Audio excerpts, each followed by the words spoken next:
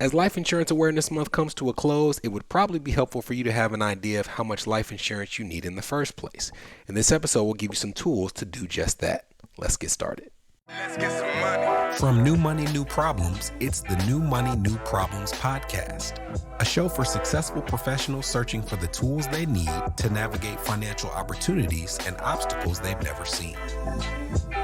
Negotiating compensation, purchasing your first investment property, helping your family with money, the highs and lows of entrepreneurship. New Money brings new problems that require new solutions. Join us as we work through them together. I'm Brenton Harrison, and this is the New Money, New Problems podcast. Hello, my name is Brenton Harrison of New Money, New Problems and your host for the New Money, New Problems podcast. September is Life Insurance Awareness Month, as we covered earlier this month. And before it comes to a close, we wanted to do an episode where we talk to you about how to calculate how much life insurance you actually need. I have said many times that I think life insurance is a legacy creator. I think the lack of life insurance has plagued a great number of communities, and it's a real missed opportunity because if you can understand life insurance, you will see that it's an opportunity to transfer the risk that you might die and be unable to meet the needs of your surviving loved ones or organizations for which you may care. And you can transfer that risk for pennies on the dollar to the backs of the insurance company. So I wanted to make sure that we aided in giving you some more knowledge to further that objective. And part of that is just starting with how much should I purchase in the first place. So I want to walk you through some of the factors that go into picking the amount of life insurance coverage. And then after the break, we'll actually go through a life insurance calculator so you can see how it works for yourself. So what are some of those factors and how do they use it to give you an idea of how much you need now to replace that amount of income over a set period of years?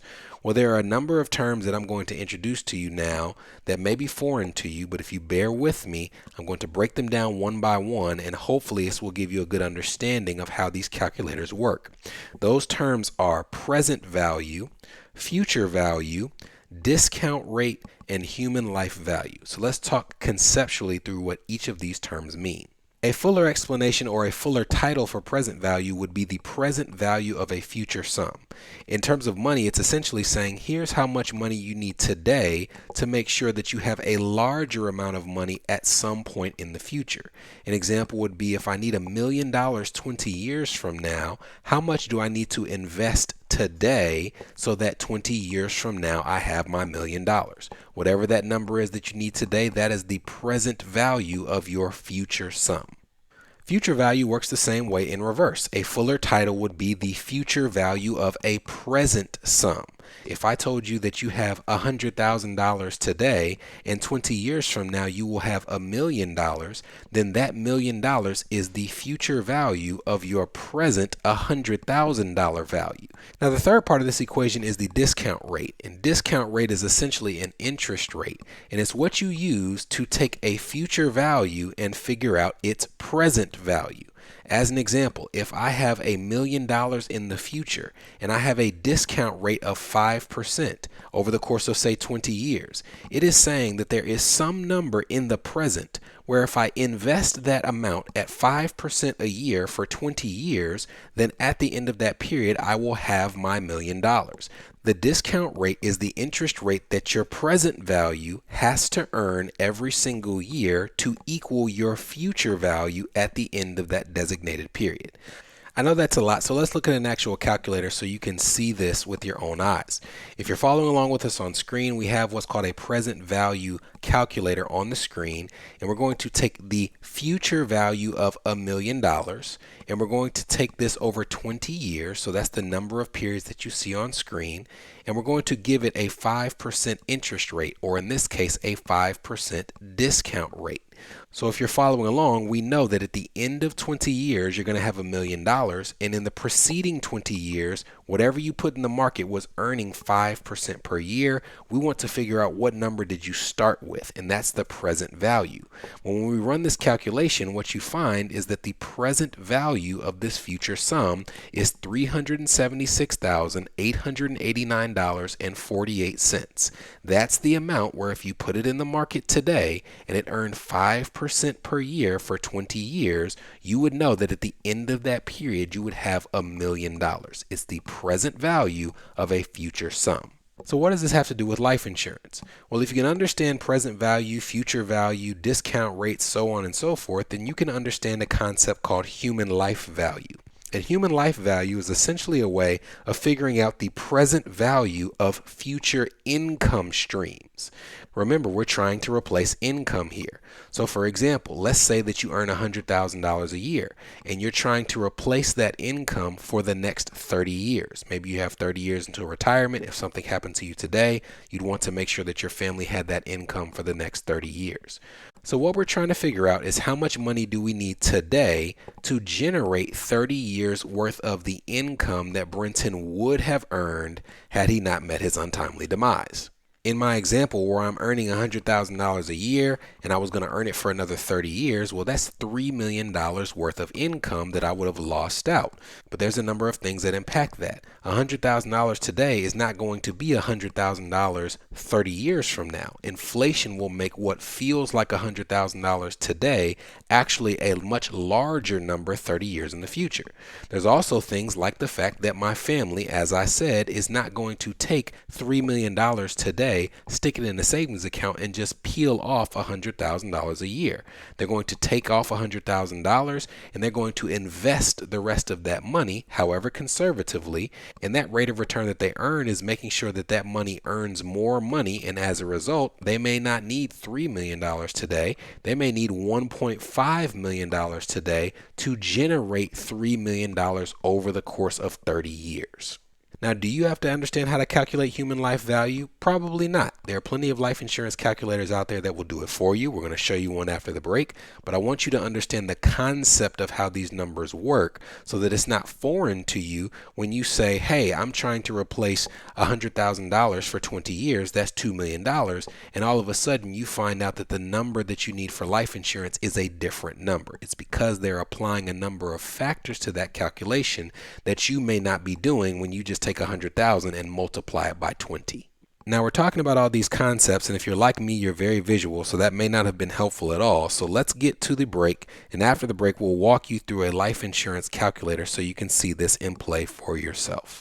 This is the New Money, New Problems podcast, a show for successful professionals searching for the tools they need to navigate financial opportunities and obstacles they've never seen.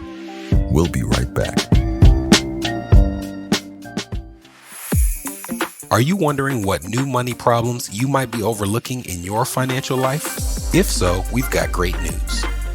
We've crafted the New Money, New Problems Gap Finder to identify potential weaknesses in your finances in areas ranging from budgeting, investments, insurance, and even the threat your extended family's finances could pose to your household. Please head to newmoneynewproblems.com/gapfinder to complete it today. Again, that's newmoneynewproblems.com/gapfinder to take the assessment.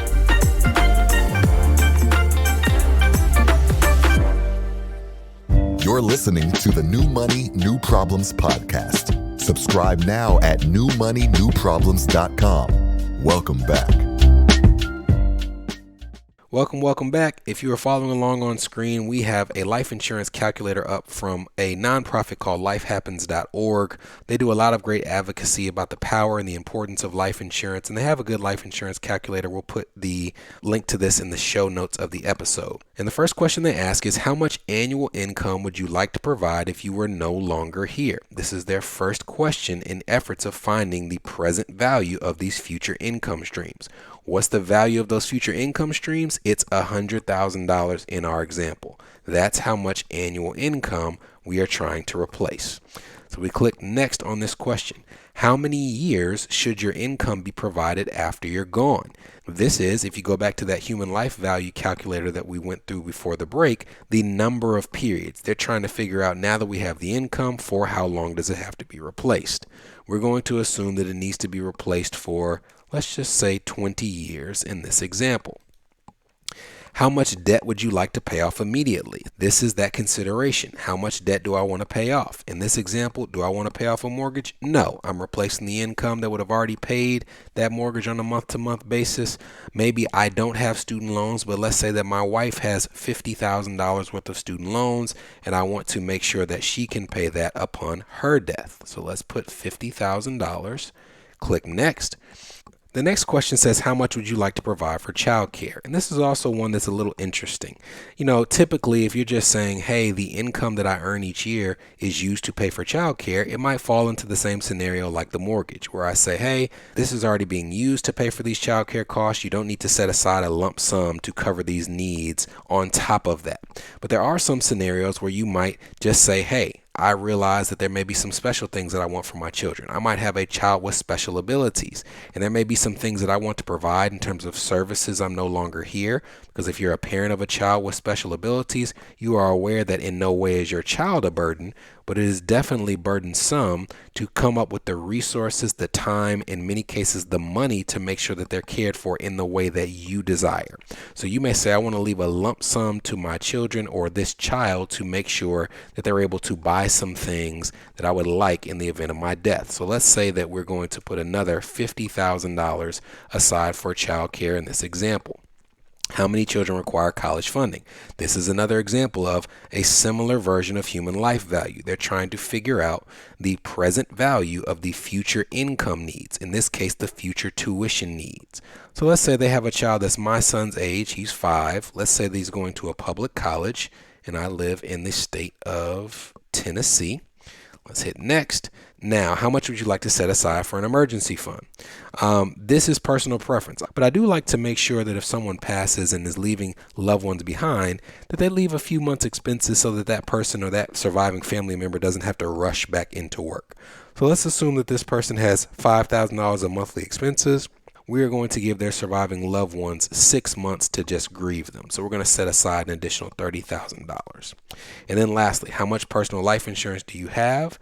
If you already have a policy that you don't plan to replace because you think it's solid, that's going to reduce the amount of life insurance that you need. So we're going to put in $250,000 in our example.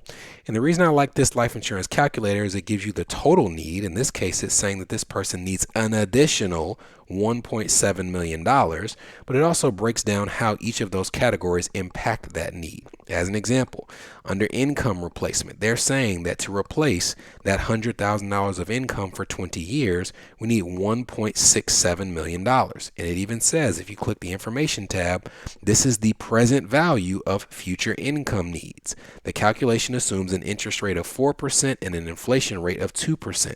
They're saying 4% is the discount rate. It is the interest rate that those funds will receive if invested in the market over the course of those 20 years. And that 2% inflation rate, it just represents the increased cost of living. So just to replace income, we need $1.67 million. That's typically a lot more than people predict and project when they're doing their own calculations. Debt to pay off. We put some of these numbers in ourselves. $50,000 for debt, $50,000 for child care. And college funding is another example of discounting those future income streams. In the information section, it says projected college costs include tuition, fees, room and board. The amounts being used are for the average 4-year education provided by the college board. So they're saying that if you want to make sure that by the time my 5-year-old son reaches college, that he has enough to pay for 4 years at the average public school in this country, we're going to need to set aside $164,000 just to cover that need. The next is the emergency fund and burial costs. We put in these ourselves, $30,000 for the emergency fund, $20,000 for burial costs, and then we subtracted the amount of current insurance, that $250,000. So in reality, it's saying that my current need is over $2 million, but when you take out what I currently have in insurance, it drops it down to just under $1.75 million. These are some of the factors that go into picking an insurance need. And now once you have that need, which we'll cover in future episodes, you can take this number and you can go to a life insurance company, a life insurance advisor, a financial advisor who offers life insurance. You can ask them for quotes to cover this life insurance need. And you can even dictate which portion of these life insurance needs are temporary, which are things that can be covered by term insurance, as we talked about in a previous episode, and which of these needs are permanent, and those are things that could be potentially, either now or in the future, covered by a permanent life insurance policy. I hope this was illuminating. I hope it wasn't too sobering talking about your future demise, but I wouldn't be hammering these points home if it weren't so important. And I encourage you, if you have not already secured life insurance, or if you think that you might be underinsured, to take the life insurance needs questionnaire that we'll link to in the show notes and make sure that you apply for that coverage sooner rather than later. I'll see you next week. From New Money, New Problems, this was the New Money, New Problems podcast, a show for successful professionals searching for the tools they need to navigate financial opportunities and obstacles they've never seen.